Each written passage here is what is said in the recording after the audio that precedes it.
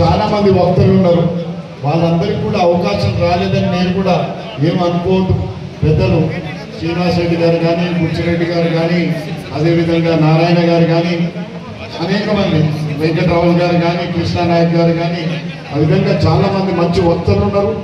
కానీ నా సమయంతో పాటు వారి సమయం కూడా ఇవాళ ముఖ్య అతిథిగా వచ్చేసిన మన జానారెడ్డి గారికి, ఎంపీ రణవీర్ రెడ్డి గారికి ఇవ్వాలని మనస్ఫూర్తిగా కోరుకుంటూ 2 నిమిషాల్లో ముగిస్తాను. అంతకన్నా ముందు మన బొక్కముంతలపాడికి చెందిన సోదరి మల్లీశ్వరి గారికి, అదేవిధంగా పెహల్గాంలో తీవ్రవాదుల దాడిలో చనిపోయినటువంటి బాధితులకి, వారి ఆత్మకి శాంతి కలగాలని, వారి కుటుంబ సభ్యులకు ఆత్మస్థైర్యం ఆ భగవంతుడు ఇవ్వాలని మనస్ఫూర్తిగా ప్రార్థిస్తూ 1 నిమిషం అందరూ లేచి నిలబడి మౌనం పాటించాలని మనస్ఫూర్తిగా కోరుకుంటున్నాను.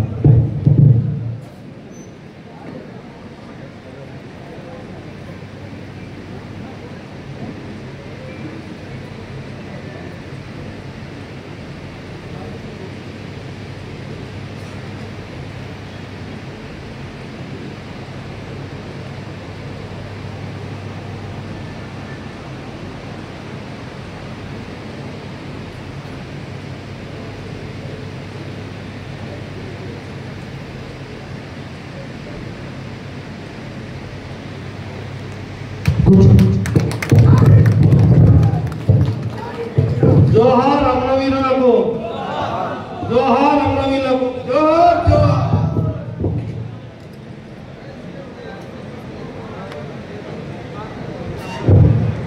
ముందుగా వేదిక మీద ఉన్న పెద్దలు జానారెడ్డి గారికి, ఎంపీ రణవీర్ రెడ్డి గారితో పాటు ఇంత ఓపికగా ఈ కార్యక్రమంలో పాల్గొని ఇంత డిసిప్లిన్గా ఉన్న కాంగ్రెస్ కార్యకర్తలకి, జానారెడ్డి గారి అభిమానులకి, ప్రతి ఒక్కరికి పేరు పేరున నా నమస్కారాలు తెలియజేసుకుంటూ ఈరోజు మనం 2 కార్యక్రమాన్ని కలిపి చేసుకోవడం జరుగుతుంది. అందులో మొదటి కార్యక్రమం జై బాపు, జై భీమ్, జై సంవిధాన్ అన్న కార్యక్రమం. ఇది మన నాయకుడు రాహుల్ గాంధీ గారి పిలుపు మేరకు ప్రతి నియోజకవర్గంలో చేయమని అందరికీ ఆదేశాలు ఇవ్వడం జరిగింది.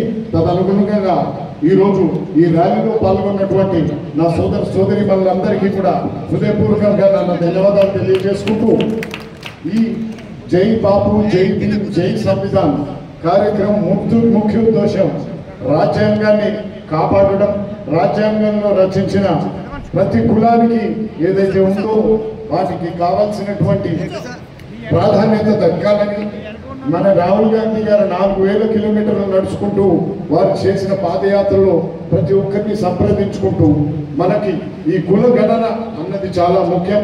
కుల గణన చేసిన తర్వాత ఆ కులాల ప్రాతిపదికన ప్రతి అవకాశం, అది రాజకీయ పరంగా కావచ్చు, ఆర్థిక పరంగా కావచ్చు, ఎంప్లాయ్మెంట్ లో కావచ్చు, అదేవిధంగా సోషల్ జస్టిస్ లో పరంగా కావచ్చు, ఈ విధంగా ప్రతి ఒక్కరికి, ప్రతి కులానికి న్యాయం జరగాలని కాంగ్రెస్ పార్టీ మరియు కాంగ్రెస్ పార్టీలో ఉన్న ప్రతి ఒక్క నాయకుడు కష్టపడుతుంటే ప్రతిపక్షాలు మాత్రం, అది బీజేపీ కానీ ఇక్కడున్న టీఆర్ఎస్ నాయకులు కానీ చీప్ రాజకీయాలు, కులాల పేరిట రాజకీయాలు చేసుకునే పద్ధతిని మార్చుకోకుండా ఇప్పటికి కూడా మొన్నటికి మొన్న కులాల పేరుతో రాజకీయం చేస్తున్నారు తప్పితే ఎవరికి నిజంగా వాళ్ళని ఆదుకునే ఉద్దేశం కూడా లేదు. ఆ కుల రాజకీయాలను మనం అరికడదాం. తప్పకుండా అన్ని కులాలు ఒకటే అని చాటి చెబుతాం. అన్యాయం జరిగిన ప్రతి ఒక్కరికి కూడా న్యాయం చేసేందుకు నాతో పాటు ఇక్కడ ఉన్న ప్రతి ఒక్క నాయకుడు కూడా ముందుంటారని మనస్ఫూర్తిగా తెలియజేసుకుంటూ ముగిస్తున్నాను. ఇవాళ సన్మాన గ్రహీత మన గిరిజన ముద్దుబిడ్డ ఎమ్మెల్సీ గెదవ శంకర్ నాయక్ గారిని మాట్లాడాల్సిందిగా కూర్చున్నాం.